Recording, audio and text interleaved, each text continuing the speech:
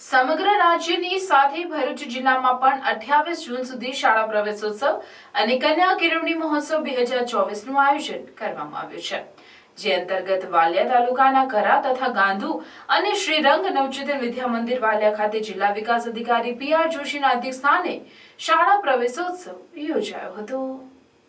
ઉજવણી ઉલ્લાસમય શિક્ષણની ટેગલાઇન સાથે કન્યા કેળવણી અને શાળા પ્રવેશોત્સવ 2024-25નો જિલ્લાભરમાં શુભારંભ થયો છે। ત્યારે કરા તથા ગાંધુ ખાતે જિલ્લા વિકાસ અધિકારી PR જોશી અને ગ્રામ અગ્રણીઓએ શૈક્ષણિક કીટ આપીને બાળકોને સ્નેહભેર શાળામાં આવકાર્યા, જ્યારે વાલિયા નવચેતન વિદ્યા મંદિર ખાતે ધોરણ 9માં અને 11માં વિજ્ઞાન પ્રવાહમાં અભ્યાસ કરતા વિદ્યાર્થીઓને પુસ્તકનો સેટ આપી શાળા પ્રવેશ કરાવ્યો। આ કાર્યક્રમ દરમિયાન પૂરતું પોષણ અને સ્ત્રી સશક્તિકરણ માટેની યોજનાઓ જેવી કે નમો લક્ષ્મી યોજના, નમો સરસ્વતી વિજ્ઞાન સાધના યોજના અને શિષ્યવૃત્તિને લગતી જ્ઞાન સાધન શિષ્યવૃત્તિ યોજના, જ્ઞાન સેતુ યોજના વિશે વિસ્તૃત જાણકારી આપવામાં આવી। આ કાર્યક્રમ દરમિયાન જિલ્લા વિકાસ અધિકારી પ્રશાંત જોશીએ જણાવ્યું કે રાજ્ય સરકાર શિક્ષણ માટે કેટલું વિચારે છે એનો જીવતો જાગતો દાખલો શાળા પ્રવેશોત્સવ બની રહ્યો છે।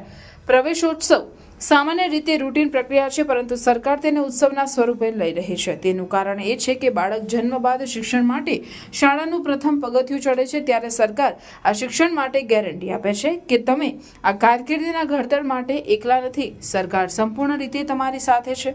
એટલા જ માટે સમગ્ર રાજ્યના 18,000 ગામોમાં મુખ્યમંત્રીથી લઈ ધારાસભ્ય અને તમામ હોદ્દેદારો સાથે સરકારના અધિકારીઓ પ્રવેશોત્સવ માટે ગામડે ગામડે ફરી રહ્યા છે। સાથે સાથે બાળકો દેશનું ભવિષ્ય છે, ત્યારે એક પણ બાળક શિક્ષણથી વંચિત ન રહી જાય તે જોવાની જવાબદારી દરેક નાગરિકની છે। કાર્યક્રમના પ્રારંભે શાળાના બાળકોએ સાંસ્કૃતિક કાર્યક્રમ રજૂ કર્યો। આ પ્રસંગે તેજસ્વી વિદ્યાર્થીઓનું સન્માન કરવામાં આવ્યું, જ્યારે કરા તેમજ ગાંધુ ગામની શાળાના તમામ બાળકોનું મેડિકલ ચેકઅપ સાથે સિકલ સેલ નિર્મૂલન પ્રોગ્રામ અંતર્ગત ચેકઅપ કરવામાં આવ્યું।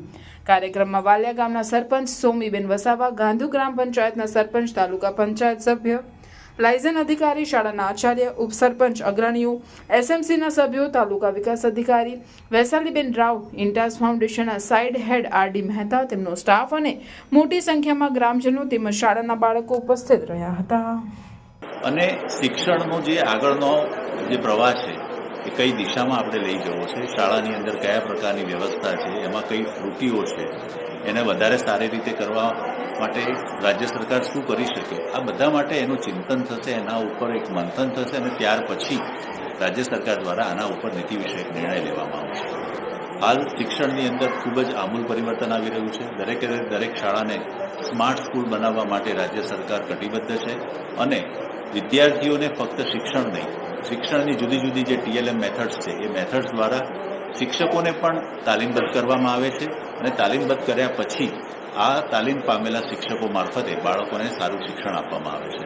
શાળાની અંદર ભૌતિક સુવિધાઓ જે છે એ સંપૂર્ણ એક નેશનલ લેવલની થાય એવા આપણા પ્રયત્નો છે। શાળાની અંદર સ્માર્ટ સ્કૂલ, સ્માર્ટ ક્લાસ, અલગ અલગ પ્રકારની સુવિધાઓ ભૌતિક એ તમામ પ્રકારની પૂરી પાડવામાં આવે છે અને બાળકોનો જે સર્વાંગી વિકાસ છે એ સર્વાંગી વિકાસ રાજ્ય સરકાર દ્વારા આયોજિત કરવામાં આવેલ છે। આજે અહીંયા આગળ જે બાળકોએ પ્રવેશ લીધો છે એ તમામ બાળકોને અભિનંદન આપીએ છીએ અને તેઓની શૈક્ષણિક કારકિર્દી ઉત્તરોત્તર ખૂબ જ સારી રહે તે માટેની પ્રાર્થના।